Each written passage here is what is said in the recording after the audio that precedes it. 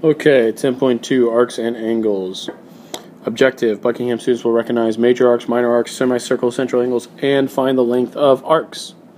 Okay, first thing we need to know here: a central angle has the center of the circle as its vertex, and its sides contain two radii, and that's kind of how you spell it right there. So this is a central angle right here, PZQ. That's a central angle. It's the center of a circle, central angle. And this little thing here says that all the central angles in a circle need to add up to 360 degrees because it's a circle. So it just adds up 360. And likewise, a semicircle or a half circle would all add up to 180 because it would make a straight line right through the circle. All right, so let's do this first problem. It wants us to find the measurement of AOD and AOE. So let's just take a look at it. They tell us that AOD is 25x. They tell us this angle here is 3x and this one is 2x. And we can see that these three angles should all add up to a straight line. So we're going to say that 25x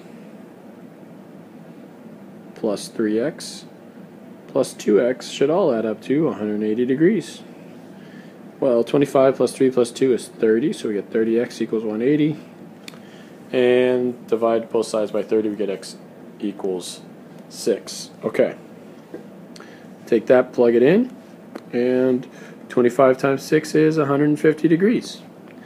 And then we could see, hey, look, this is a straight line too. And if this angle is 150, then this angle here needs to be its supplement. So the supplement of 150 is 30. And that's how we do that problem there. So AOE is 30 and AOD is 150.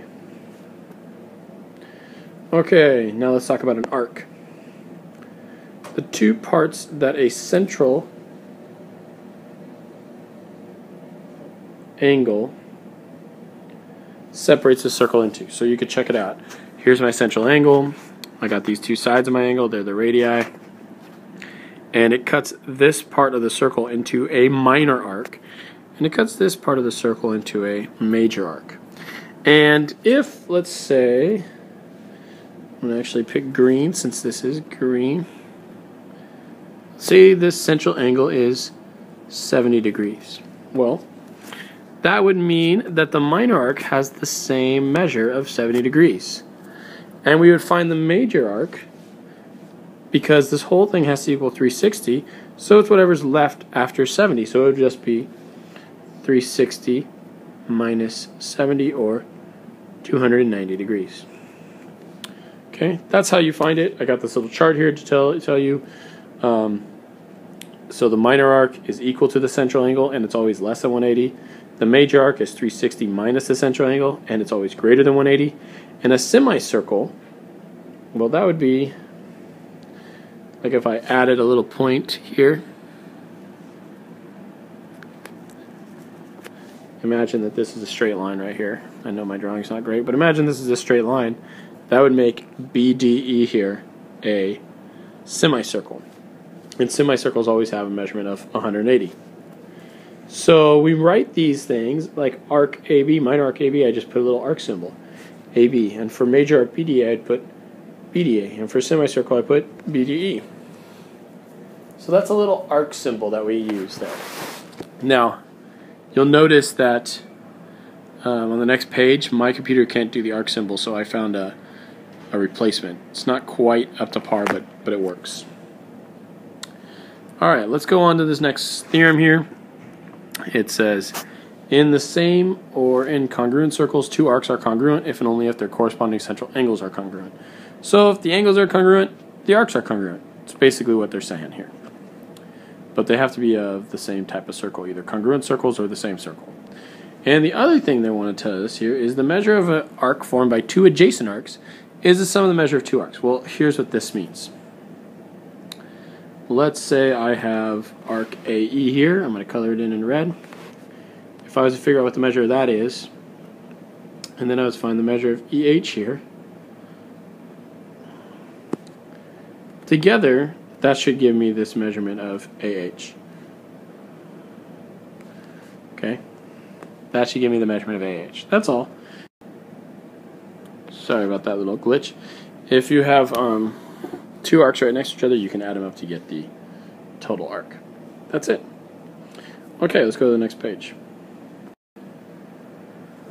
Okay, example number 2. It says in circle F, DFA, so this angle here, is 50, which is marked, and CF is perpendicular to FB, which is also marked with 90, and they want us to find the measure of arc BE, CBE, and ACE. This is what I was talking about. This is the best substitute I could find. So in your head, you might want to just kind of imagine a little arc symbol, because I don't really have that in my computer, so I just kind of made that. Alright, well, in order to find the arc measure, we need to find the central angle measure. So let's zoom in and find all the central angle measures. Alright, well, if this angle is 50 and this thing is 90, that means that this angle combined is 90 as well. So 50 plus 40 makes 90, so this would be 40 degrees. And then if this angle here is 50, this angle would be 50 as well, because these two angles are vertical. Alright, now I know, and of course this is 90. And now I know all the central angles, so I can start figuring out the arc measures. Well, BE will have the same measure as its central angle, so it's just 50 degrees. And CBE is going to be 90 plus 50, so it's 140. And then finally ACE is going to be 90 plus 90 plus 50, which is 230. And there we go. We have found all of the proper arc measures. Okay, this next one, we spent a lot more time in class just kind of talking about this, how we're going to solve it, but I'm just going to show it to you real quick. If I'm talking about percentages, it's really like I'm talking, let's take pumpkin for example. If I'm talking about the percentage of pumpkin, that's the same thing as saying it is 30 out of 100. Now if I want to actually find the central angle of that little slice pumpkin, meaning I want to find this angle right here, well, I know the whole circle has 360 degrees, and so I just need to find 30% of 360, or 30 over 100 of 360. And that'll give me the answer. I also could have just done 0.3 times 360. Either one of those will work. I'm just showing you that you can do this without a calculator. So I'm going to do some reducing here real quick. I get 3/10 times 360. I can cross out the 0 and the 0, and it's just the same thing as 3 times 36, which is 108. And so that means that this little measurement right here is 108 degrees. And you could do the same thing with any one of these. I'll do one more with you guys. Let's do cherry. Okay, cherry is 23%, so that means that I can just do 0.23 times 360. Notice I did a little bit differently this time. That's because there's several ways to solve this. And if you just put that into your calculator, you should get 82.8 degrees. And so that would be the measure of this angle, is 82.8 degrees. And so you can do that and find all the rest. In fact, why don't you go ahead and do that, and then I'll put the answers up. So you may want to pause the video now.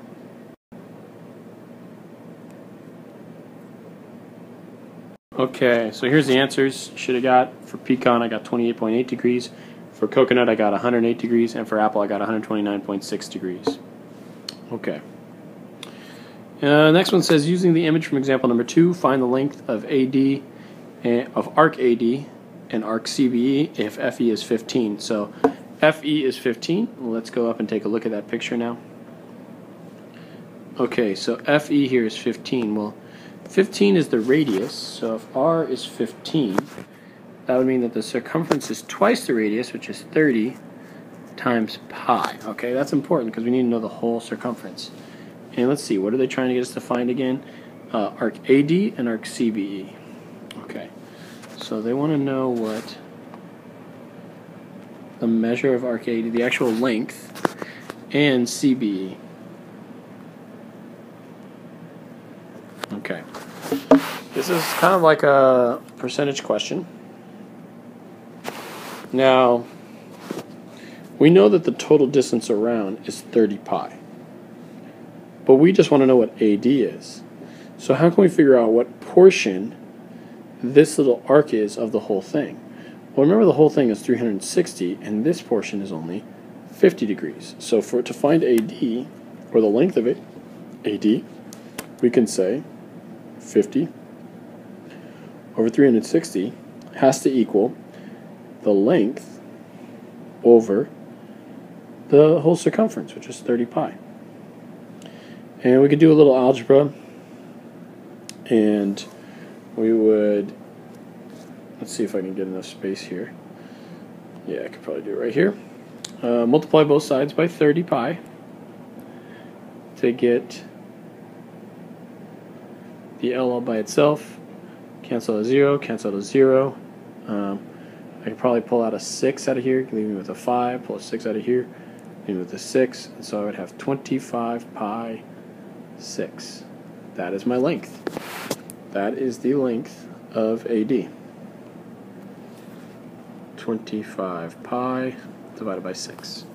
So use the same method and find CBE. Only this time, right, it's not going to be 50 on top, because what is the portion? It's 90 plus 50. So do that. I'm going to pause, or you should pause the video, and then see if you get the right answer. Okay, after I worked it out, I got 35 pi thirds, and if you put it on your calculator, you might have gotten a decimal. That's fine, but make sure that it's equal to 35 times pi divided by 3. Okay, well, let's move on. I'm going to put the answer for the summary up in just a second, but I wanted to show you a couple things down here at the bottom. This is the actual formula that I was using. I kind of explained it before I showed it to you, but you could just put the arc measurement in degrees on top, the total degrees on bottom, arc length on top, total circumference on bottom, and you should be able to figure out one from the other. So if you're given a length, you could be able to figure out its measurement in degrees, or if you're given degrees, you should be able to figure out its measurement in length. Okay? Last question. Summary. It says, find the arc length of a central angle of 129 degrees inside a circle with radius 10. You guys should be able to do this, so I'm going to suggest that you pause the video, and then I'll throw the answer up there for you guys to try it on your own. Okay, after I simplified it down, I got 43 pi 6. I'll just leave that up there on the screen, and you guys can work that out. Make sure you guys got the same thing. Alright, I'll see you guys next video.